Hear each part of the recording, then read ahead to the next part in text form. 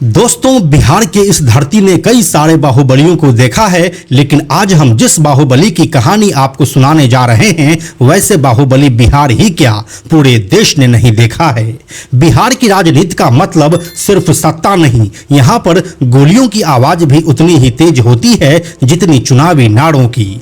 अपनी जिंदगी चलाने के लिए यह शख्स कड़ी मेहनत करने के बाद बिहार पुलिस में भर्ती होता है और उनके बहादुरी को देखते हुए उसे एक डीएम का बॉडीगार्ड बना दिया जाता है। लेकिन उस शख्स के किस्मत को यह मंजूर नहीं था, क्योंकि उसे अपराधी बनना था, जिसके लिए वह अपने दोस्त को मारने से भी परहेज नहीं किया और देखते ही देखते वह इलाके का बाहुबली बन बैठा।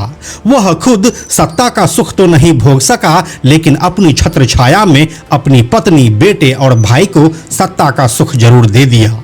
दोस्तों, अब तक आप यह तो समझ ही गए होंगे कि हम आपको सतीश पांडे की कहानी सुनाने जा रहे हैं, जिसकी मर्जी के बिना आज भी बिहार के गोपालगंज में कुछ भी नहीं होता है।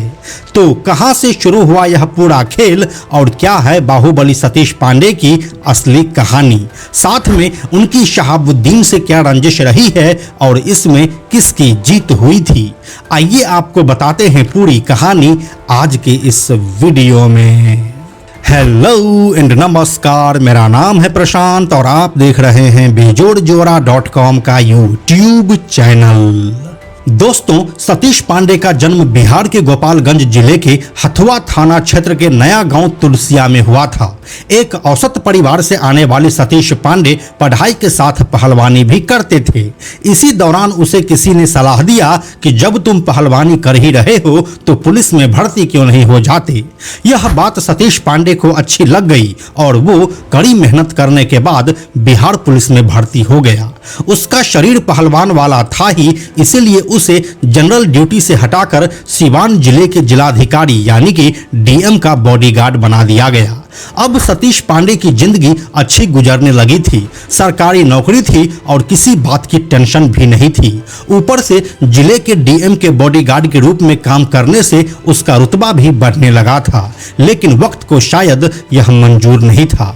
यह 80 का दशक चल रहा था और इस दौरान सतीश पांडे की दोस्ती अभय पांडे नाम के एक शख्स से होती है। अभय पांडे कोई आम शख्स नहीं था। वह उस समय भारतीय जनता पार्टी के कद्दावर नेता जनार्दन तिवारी के भांजे थे, जो बाद में सिवान के सांसद भी बने। इस वजह से अभय पांडे का एक रसूख भी था। अब सतीश पांडे और अभय पांडे की दोस्ती के चर्चे इलाके में होने लगे थे, लेकिन फिर क्या होता है कि इन दोनों की दोस्ती में खटास आने लगती है और इसी बीच अभय पांडे की हत्या हो जाती है। अभय पांडे के मर्डर केस में जिस एक आरोपी का नाम सबसे ऊपर आता है वो सतीश पांडे का ही रहता है।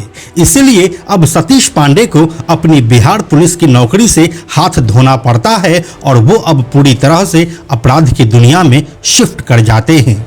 गोपालगंज से आने वाले सतीश पांडे अब अपने गृह जिले में ही अपराध की नई इबारत लिखने लगे थे। अभी 90 का दशक शुरू होना बाकी था और सतीश पांडे इस इलाके में रंगदारी, हत्या और हत्या के प्रयासों से अपने आप को एक बाहुबल वाले कैटेगरी में लाकर खड़ा कर दिया था। सिर्फ गोपालगंज ही नहीं बल्कि गोपालगंज से सटे उत्तर प्रदेश के कुछ एरिया में भी सतीश पांडे की धूम मची हुई थी और वो देखते ही देखते उस इलाके का सबसे बड़ा अपराधी बन गया, या यूं कहें कि बाहुबली बन गए। अब हर बाहुबली का सपना होता है सत्ता का सुख लेना। सतीश पांडे भी यही चाहते थे और इसी चाहत को पूरा करने के लिए वह साल 1990 के बिहार विधानसभा चुनाव में सिवान जिले के बरौली विधानसभा क्षेत्र से चुनाव लड़े, लेकिन उन्हें जीत नसीब नहीं हुई।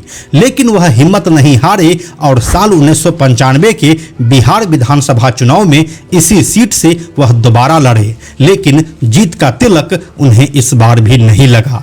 सतीश पांडे चुनाव लड़ रहे थे, इसका मतलब यह नहीं हुआ कि वह शांत बैठे थे, बल्कि जब 90 का दशक शुरू हुआ और बिहार में कथित जंगल राज की शुरुआत हुई तो गोपालगंज के धरती पर इसकी नींव सतीश पांडे ने ही रखी। दोस्तों 90 के दशक में बिहार में कानून व्यवस्था भगवान भरोसे चल रहा था, तो यहाँ पर सतीश पांडे जैसे लोग ही थे जो मोर्चा संभाले हुए थे। इस तरह देखते ही देखते गोपालगंज और आसपास के यूपी के क्षेत्रों में उसका प्रभुत्व स्थापित होने लगा था। कुछ सोर्सेस ये भी बताते हैं कि यूपी के पहले बाहुबली माफिया और गोरखपुर के रहने वाले हरिशंकर तिवारी के साथ भी वह पहले मिलकर काम करते थे, लेकिन बाद में उनसे भी वह अलग हो गए। लेकिन इस दौरान सतीश पांडे के बाहुबल में कोई कमी नहीं आई। इन सब के बीच सतीश पांडे को यह समझ आ गया था कि इन छोटे मोटे रंगदारी से काम नहीं चलने वाला है। बाहुबल का असली खेल तो रेलवे के ठेके से शुरू होता है। इसलिए अब सतीश पांडे की नजर गोपालगंज और सिवान के रेलवे ठेके पर गई, लेकिन यहाँ पर एक और बाहुबली बैठा था, नाम था मोहम्मद शहाबुद्दीन। इस समय में शहाबुद्दीन विधायक बन चुका था और राज्य में लालू प्रसाद यादव की सरकार थी। शहाबुद्दीन के सिर पर लालू यादव का हाथ था, इसलिए उसे सिवान से हटाना लगभग नामुमकिन था। मोहम्मद शहाबुद्दीन 90 के दशक में बिहार के सबसे बड़े बाहुबली माफिया बन चुके थे, जिनकी आतंक कथा का कोई जोर नहीं था। लेकिन फिर भी रेलवे के ठेके को लेकर शहाबुद्दीन और सतीश पांडे में काफी बार भिड़ंत हुई, जिसमें हर बार बाजी शहाबुद्दीन के हाथ ही लगी। फिर जब साल 2005 में बिहार में सत्ता परिवर्तन होता है और नीतीश कुमार यहाँ के मुख्यमंत्री बनते हैं, तब जाकर सतीश पांडे को रेलवे का ठेका हाथ लगता है। लेकिन इससे पहले साल 2005 के फरवरी महीने में हुए बिहार विधानसभा चुनाव में सतीश पांडे ने अपने छोटे भाई अमरेंद्र कुमार पांडे उर्फ पप्पू पांडे को बहुजन समाज पार्टी से चुनाव लड़वा दिया। इस चुनाव में मायावती के बसपा को सिर्फ 2 सीटें मिली थी, जिसमें एक सीट पप्पू पांडे ने जीता था और यह सतीश पांडे के बाहुबल का ही कमाल था।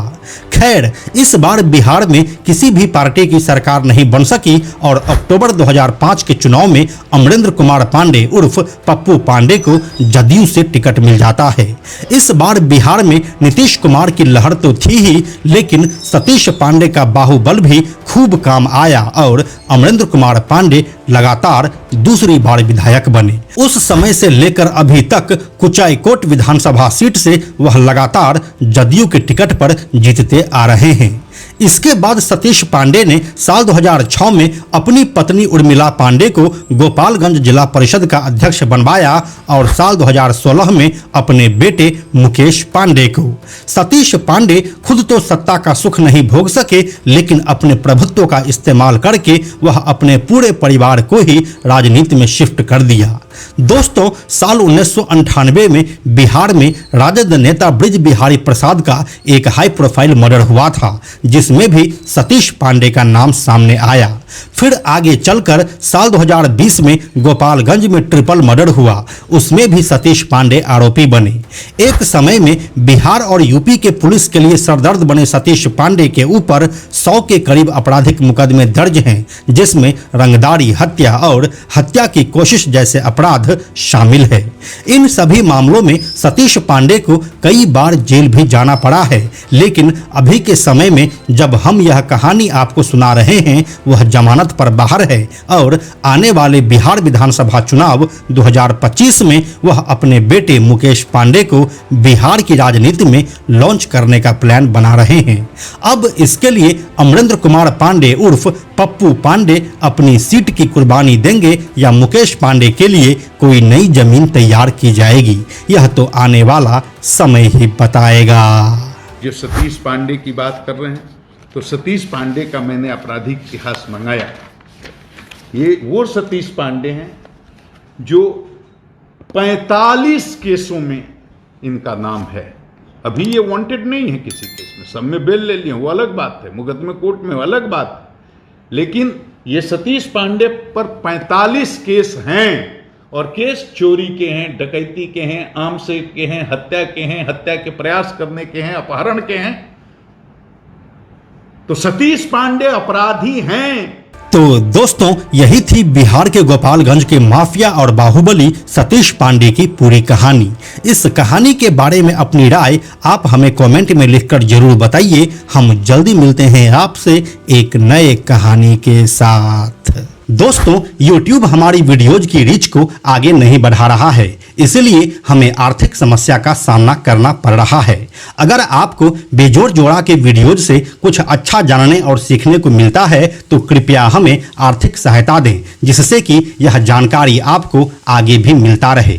आप हमें 100, 200, 500 या फिर 1000 रुपये से भी अपना समर्थन दे सकते हैं, जिससे कि हम नए नए कहानियों पर लगातार काम करते रहें। आपके सहयोग के लिए धन्यवाद। साथ में हम आपको यह भी बताते चलें कि आप में से 97% ऐसे लोग हैं जो हमारे वीडियोस को देखते तो हैं, लेकिन हमारे चैनल को सब्सक्राइब नहीं करते हैं। ऐसे लोगों से हमारी हाथ जोड़कर विनती है कि अगर आपको हमारे वीडियोस पसंद आ रहे हैं तो आप बेजोड़ जोड़ा के इस चैनल को सब्सक्राइब जरूर कर लीजिए। साथ ही बेजोड़ जोड़ा नाम से हमारा एक एक्स अकाउंट है, यानी कि ट्विटर अकाउंट है, आप उसे भी फॉलो जरूर कीजिए। यह वीडियो अगर आपको पसंद आया तो इसे लाइक और शेयर जरूर करें। आने वाले वीडियोस के लिए बेजोड़ जोड़ा को सब्सक्राइब करके बेल आइकन को टच करना ना भूलें। Thank you so much.